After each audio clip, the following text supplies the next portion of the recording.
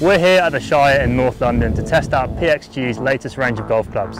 Let's see how we get on.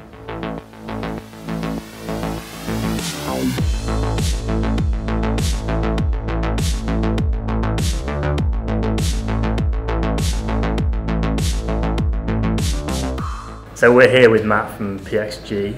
If we could just give a slight background to the brand, in case people that don't know that much about the brand yet. Okay, PXG, Parsons Extreme Golf, is out there to make the best possible equipment in the golf industry known to man. Yeah. So like we were discussing earlier, when we go to make a product, we have no time restrictions, we've got no cost restrictions. It just has to be out there and it has to be better than anything else in the market, but also should we release something new down the line, it has to be X amount better than what we've already produced. And that's the hard part, because our equipment is already so good.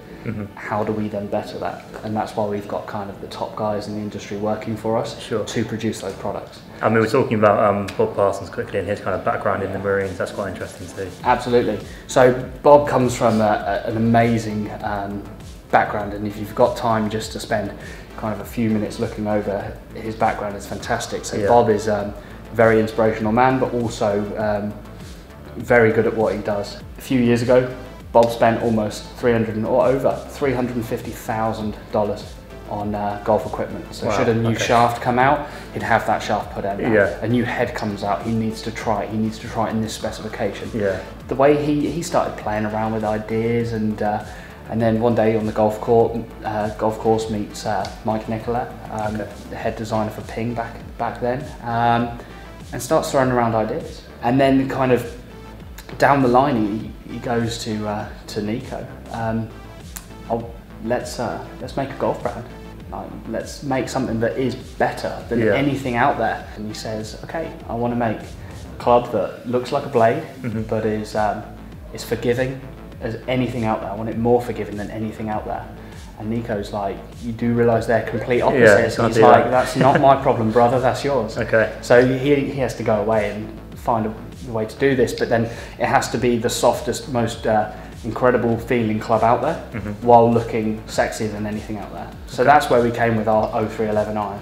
So the guys went away and designed it, and like I said, no cost restrictions, no time restrictions.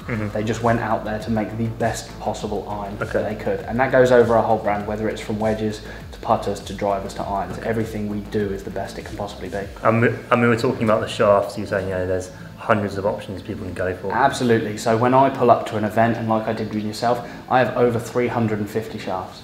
If I wanted, I could carry even more than that. But like I was saying, you start kind of crossing over, two shafts do the same job. So we take a look at our shaft matrix and make sure that there is a shaft in there in a weight category and a profile that works for every single golfer, just to make sure the golfer walks away with the best possible spec for their game and they're happy with it, like you did. Absolutely, So onto my fitting. With the irons, I mean, the biggest thing for me, I think, was the forgiveness. Absolutely. I mean, compared to my set, massively. I was hitting quite a few shots from the toe, quite a few low down. Toe and low on the face. So when we're looking back at the numbers, I think it was about 12 mile an hour loss in ball speed just when you catch it fractionally thin, which is, I mean, for an iron, that's a huge amount. So when we started looking at when you were catching the 0311 tees, a fraction thin, you drop 3 mile an hour. That's absolutely nothing. Awesome. Which is the difference between you dropping, I think when we were looking at the data, you were dropping kind of 4-5 yards on what you would class as a bad shot. For your mates standing behind you and you hitting what you would say is a bad shot, they'd see the ball fly and be like, I mean, you've just striked that. So when your iron was a bad shot, you were kind of 15 yards short, which is the difference to being, I don't know, around here, like water, bunkers, everything. Whereas the difference to dropping 3 mile an hour is the difference between, oh, now I've got kind of an extra couple of feet putt, but I'm still putting for birdie. So that's a huge one for you. I mean, I always find it confusing because I was hitting the ball and thinking, that's not, that's hardly going to go up there. And I was looking up and it was still going. And as well, with the centre of gravity being lovely and low in the irons, what you find with our weight ports, and where we've saved the weight internally, that's where those weight screws really drop the centre of gravity. When you're catching it thin, that means the ball is still launching high. And that really just comes down to the TPE. TPE is kind of the magic word you'll hear when you talk about PXG. TPE is thermoplastic elastomer.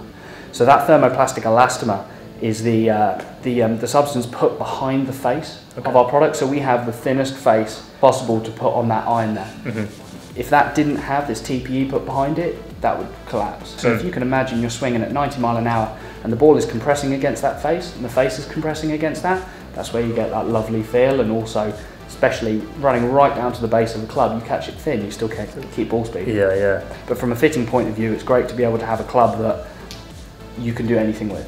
So TrackMan delivers so much information, so many numbers for a club fitter, that those numbers are useless if you can't get them perfect and dial them in. So it allows us, for a club fitting point of view, to look at 350 shafts, X many heads, different lie angles, different weights of heads, different shaft flexes, profiles, grips, lengths, the lot, you name it. Name anything that you need to do within a golf club, we can build it for you. And with the driver, we're seeing similar technology in terms of the weights. Absolutely. So within the weights in our driver, you've got both tungsten and titanium weights. So your tungsten is going to be far more dense, heavier. So for yourself, what we did there, we could see from the TrackMan data that the face just wasn't squaring up in time before impact. So it was just slightly open every single time, which is good because it's consistent. But we want it consistently square. So what we started doing is we started moving the tungsten weights more towards the heel of the golf club, while keeping a few of them forwards to keep the spin down. By doing that, we could see that slowly your face was becoming more and more square. And then the only issue we faced from there is once your club face was square at impact, was the fact that you were just striking it a touch towards the heel, which creates gear effect. And you were saying, I get all these spinners and I make it out to the right. Well, straight away, you start putting the shaft profile that you really like, that you can feel load throughout the swing, was giving you really good numbers. And all we did is took it down to a tour length of 44.5 inch. And then there, you were striking clean out the centre, we got a really neutral ball fly, and the spin rate dropped massively, which is a huge one for you to see. We were hitting into a pretty serious headwind today. And you could see the ball flight was much more penetrating, much stronger ball flight, opposed to that one that would kind of climb, and then you just watch it, almost wanted to see it come back to yourself. So it's good from kind of a fitting point of view that we can start moving these weights around as we can with our other woods to dial in centre gravity exactly where it needs to be for the golfer, so different trajectories but also different shot shapes left and right to reduce side spin. That's great. Thanks very much, Matt, for coming along and spending the day with us here at the Shire. Stay tuned for further tests.